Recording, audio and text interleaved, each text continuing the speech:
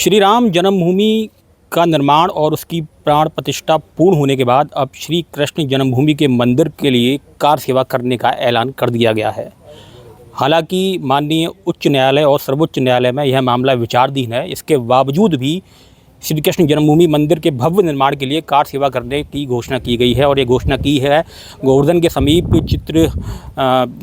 जो है चित्रगुप्त पीठ के जो पीठाधीश्वर हैं महाराज जी सच्चिदानंद जी, उनके द्वारा यह 9 अगस्त को घोषणा की गई है। मेरे साथ में महाराज जी मौजूद हैं। महाराज जी, किस तरह की घोषणा जो की गई है कार सेवा के लिए, क्या है वो? कल 9 अगस्त है और जो पूर्व में घोषणा की गई थी उसमें थोड़ा सा परिवर्तन किया गया है। कल प्रथम चरण की कार सेवा होगी।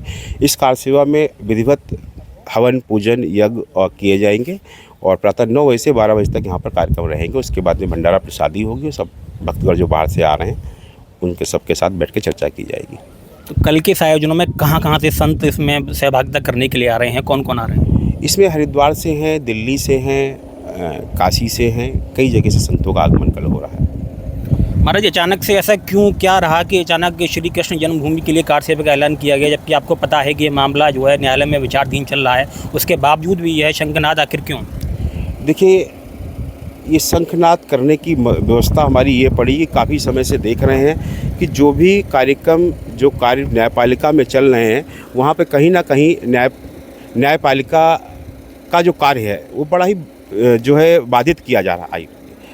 महाराज जी हमारे दिल्ली से अभी है, चंदेव जी आए जी, तो उनको बाधित किया जा रहा है। केवल वर्कशिप 1991 का हवाला देकर एक भी साक्ष्य इनके पास नहीं है जिसके आधार पर ये जाकर न्यायालय में खड़े हो सके। तो बहुत समय हो गया, हम लोग कब तक तारीख पर तारीख लेते रहेंगे और उनके पीछे भागते रहेंगे। मजबूरी में आकर हम लोगों ने निर्णय लिया कि अगर यहाँ पर मंदिर निर्माण नहीं होगा तो फिर कार सेवा की जाएगी। उस कार सेवा की अब जो नई तिथि है वो कल यहाँ पर विधिवत घोषित की जाएगी, घोषणा होंगी, शंखनाद होगा, उन सब पे कार्य किए जाएंगे। पहले कार सेवा करने के लिए श्री कृष्ण जन्मभूमि स्थान को ही चुना गया, तो उसके बाद में फिर सब ये आश्रम ठीक किया जाएगा, ऐसा क्यों? नहीं, देखिए, इस समय श्रावण मास चल रहा है। सब संतों का एक आह्वान आया है कि श्रावण मास है, कांवड़ यात्री सड़कों पर हैं।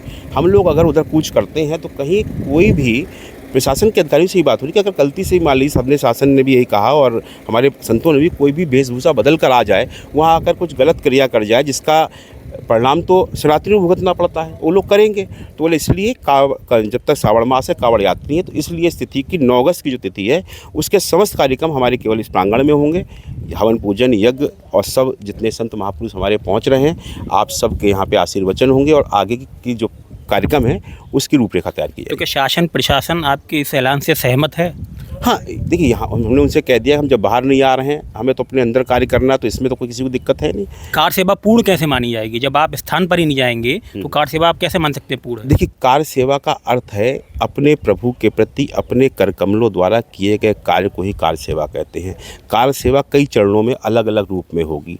पहला चरण का रूप दे दिया गया कि यहाँ विधिवत हवन पूजन कर लिया जाएगा और यहाँ जो यज्ञ प्रारंभ हो रहा है कल से, वो भगवान श्री कृष्ण जन्मभूमि का जब तक मंदिर पूर्ण रूप से बनकर तैयार नहीं हो जाएगा तब तक यहाँ यज्ञ चलता रहेगा। तो कार सेवा का पहला स्वरूप तो यहीं से दिखाई देगा और निरंतर जारी रहेगा। तो कल जन्मभूमि नहीं जाएगा कोई? हाँ, कल जन्मभूमि नहीं जाएंगे, ये निर्णय हम सबका हो चुका है। तो आपका कहना है कि जो कार सेवा की शुरुआत है हवन पूजन यज्ञ के साथ जो होगी वो यहीं आश्रम के प्रांगण से की जाएगी? आश्रम के प्रांगण से होगी, यहीं से शंखनाद होगा और शंखनाद के बाद में कार सेवा की अग्रिम कार्रवाइयों की तैयारी की जाएंगी। सुनने में आया है कि कुछ पत्थर निर्माण के लिए पत्थर भी मंगा लिया गया है आपके द्वारा? जी हाँ, वो पत्थर का ऑर्डर तो हमने काफ़ी दिन पहले दे दिया था। आज पहली खेप पहुंची है क्योंकि बरसात का समय है, सड़कें ख़राब हैं, तो धीरे धीरे थोड़ा आ रहा है। बाकी आगे जो भी होगा वो निर्णय लिए जाएंगे। क्या लगता है कि जो पत्थर आपने निर्माण के लिए मंगाया है वह पत्थर जन्मभूमि जहाँ जो शाही ईदगाह है, जो ढांचा है, क्या वहीं पे स्थापित होगा, किस तरह से होगा? देखिए, इसके लिए हम सब लोग बैठ के चर्चा करेंगे, जन्मभूमि पर भी बैठ के बात करेंगे, सरकार का इसमें किस प्रकार से योगदान होगा, सबसे वार्ता करनी होगी। तब तक कुछ नहीं होगा। हम नक्काशी, क्योंकि छोटा कार्य नहीं है, इसमें जो भी हमने प्रयास कर रहे हैं, जो रूपरेखा तैयार कर रहे हैं, बहुत लंबे समय, क्योंकि हाथों का कार्य होता है, इसमें सब हस्तकला के लोग आएंगे, अपना अपना कार्य करेंगे, तो लंबा समय है। तब तक का समय, उस बीच में हम लोग चर्चा भी करेंगे, बातचीत भी करेंगे। जब प्रभु के लिए कुछ बनाएंगे तो प्रभु को अर्पित करने में कोई मना तो नहीं कर सकता। जो हमारी क्षमता होगी वो हम करेंगे, जो और भक्तों की होगी वो लोग करेंगे। तो महाराज सच्चिदानंद जी ने कहा है कि कार सेवा के लिए शुरुआत जो है 9 अगस्त को उनके आश्रम से शंखनाद के साथ होगी, जहाँ इलाहाबाद, हरिद्वार, और तमाम ऐसी जगहों से जो संत महात्मा हैं वो इसमें भाग लेने के लिए आएंगे। अब मैं आपको दिखाना चाहूँगा, बताना चाहूँगा कि मेरे पास जो आपको यह पत्थर दिखाई दे रहा है, यह वह पत्थर है जो श्री कृष्ण जन्मभूमि की कार सेवा मंदिर के भव्य निर्माण के लिए यहाँ मंगाया गया है। शुरुआत में 5,000 मीट्रिक टन इस पत्थर को मंगाया गया और सबसे बड़ी बात यह है कि यह वह पत्थर है जो भरतपुर के बंसी पहाड़ी से मंगाया गया है। उसी पहाड़ी से श्री राम जन्मभूमि मंदिर निर्माण में जो पत्थर लगाया है वह पत्थर भी उसी पहाड़ी से आया जिस पहाड़ी से यह पत्थर आया गया है। इन पत्थरों पर मंदिर निर्माण को लेकर के जो ब्रज की संस्कृति है उस संस्कृति को उकेरा जाएगा और श्री कृष्ण की बाल लीलाओं को यहाँ पर जो है इस कलाकृति के माध्यम से इन पत्थरों पर दिखाया जाएगा।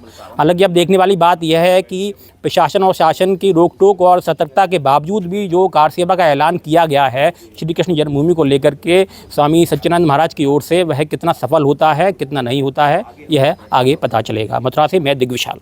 आपके राज्य की खबरें, आपके शहर की खबरें सबसे पहले जानने के लिए देखते रहें अमर उजाला।